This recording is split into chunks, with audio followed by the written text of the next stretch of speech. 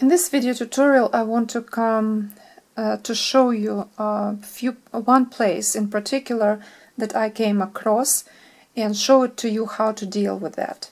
So this is one part of my dress, and I just quickly go through the details of background netting in traditional crochet. So when we have a lot of things involved, a lot of motifs, and we have to connect them all there's no really rule, but actually there is a certain way of making it to make it just right and beautiful.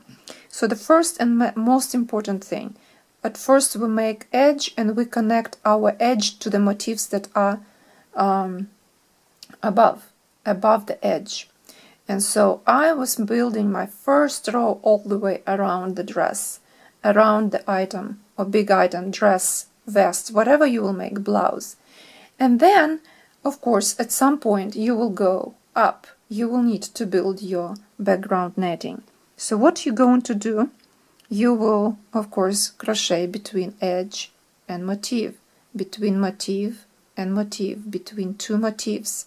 And we're going at the same time up. How to connect this in such a way so that your netting actually will have logical sense, that it will continue its pattern and that it will look like as if it is not broken, as if it is as if the netting was made first and motif were sewn in, but then it's not authentic and real Irish crochet lace. So we have to stick to the traditional Irish crochet when motifs are made, sewed or fastened to the fabric, and then you connect all those motifs with netting. So what we are doing, we're going up, and we're always going also from left to right and a little bit from right to left, kind of to meet in the middle somewhere. So what I mean by that, so for example, I am right now in the very interesting spot that I would love to show you because there are a few different things. First, if I will continue going this way, and of course you go with netting up and right to left, left to right for each row. One row goes from right to left, another row will go from left to right.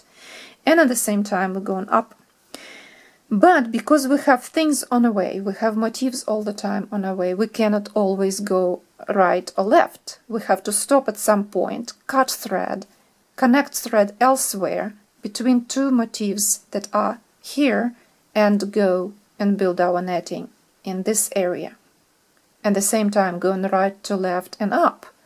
And we're doing this only in here, only in this small area that's surrounded by motifs on the bottom, on the right, on the left, and on the top. So I am right in here in this spot. I made a small piece of netting, and my netting, now I will take a ruler just to show you something, but it doesn't mean I use a ruler. I don't use a ruler to measure my diamonds and shapes and lines and everything. I never do that. Your eye will train itself. You will see what is right and what is wrong.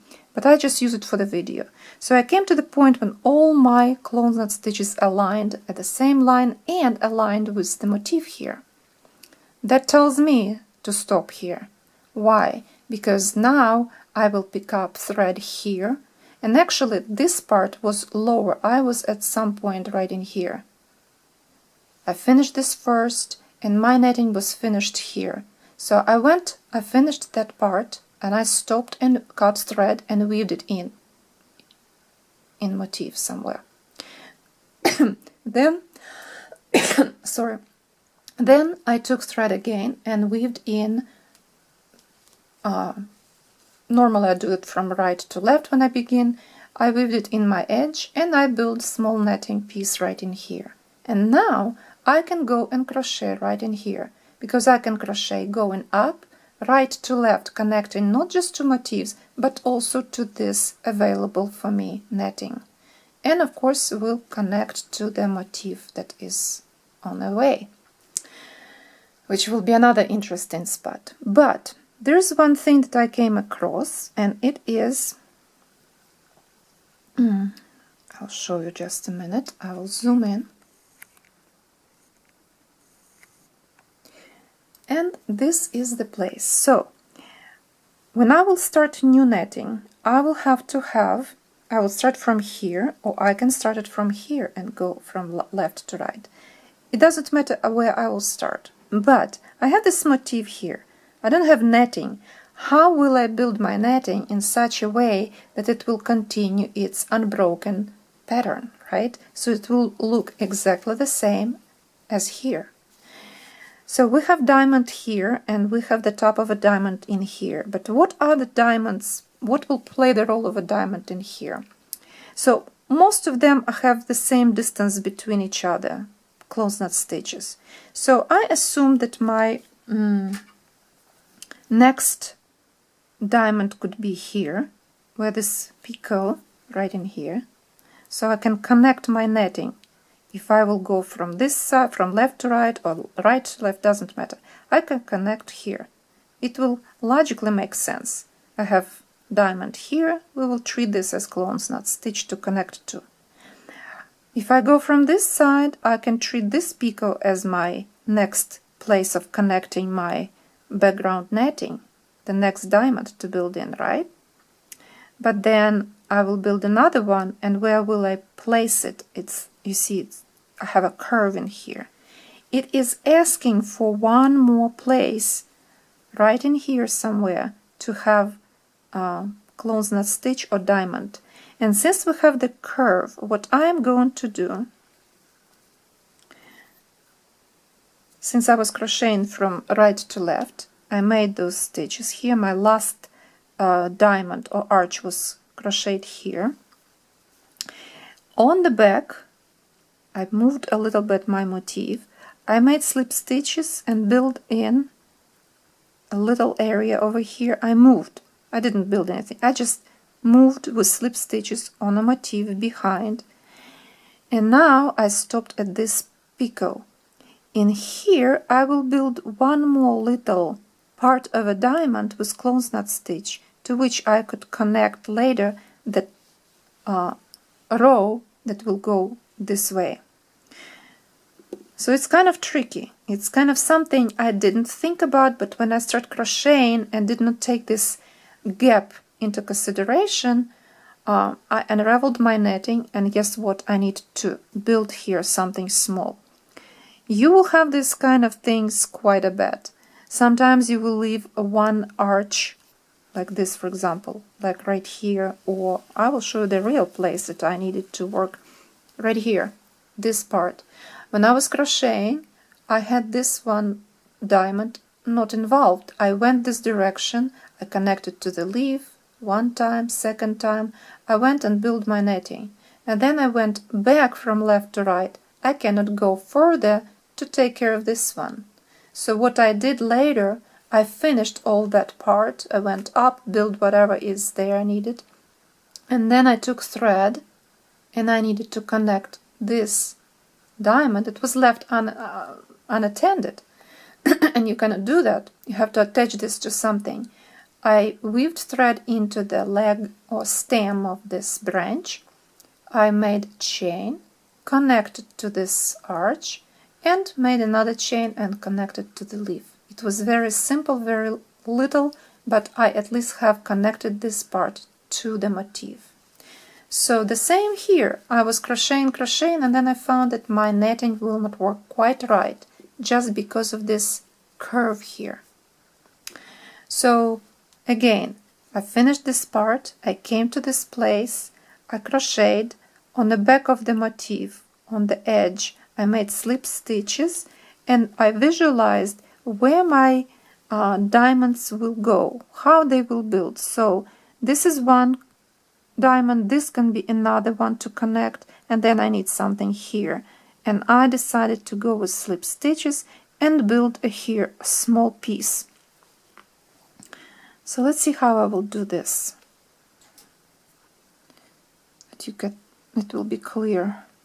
I also use my stitches and thread as I stretch them once in a while so that I could build an arch with my thread to see where it will be and approximately how many stitches I have to make and make a clone knot stitch here. So it will be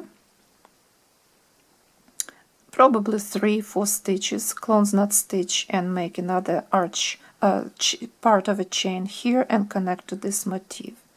And then I can cut my thread, weave it in the leaf, because I cannot go there anymore. It's all built here. So actually this little arch here that I'm building is continuation of this row and those two. This is what I'm trying to do, to fill this small gap. It's small, it's look like a very small and unnecessary detail, but believe me, it is necessary when you start crocheting regular netting in traditional Irish crochet. I'll have to move my zoom out a little, and I will show you how I deal with this spot. So I would at first make probably 3 or 4. 1, 2, 3, and I think 3 will be enough. And I will make my clone knot stitch, and you will have chance to see how again I build my clone knot stitch on a stretched chain. 3, 4, 5, 6, and 7. I'll actually make one more. I think I missed one. So I make my clone knot stitch like that, finish it. Again, 1, 2, and 3.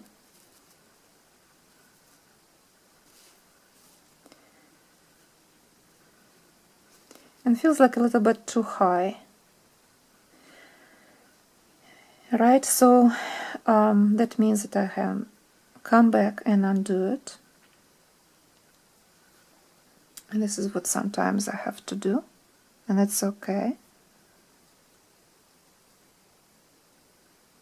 So instead of 3, we will go and make chain 2.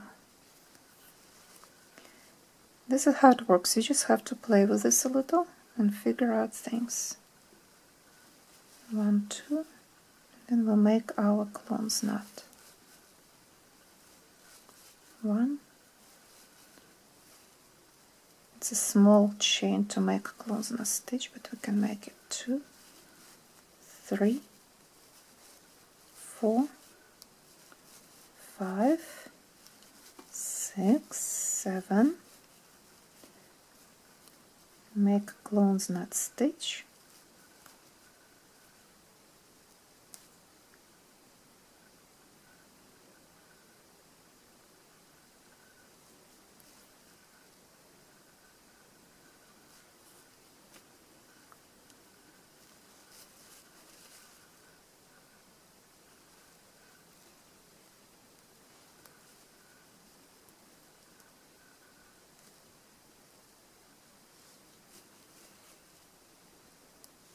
One and 2, it probably takes 3.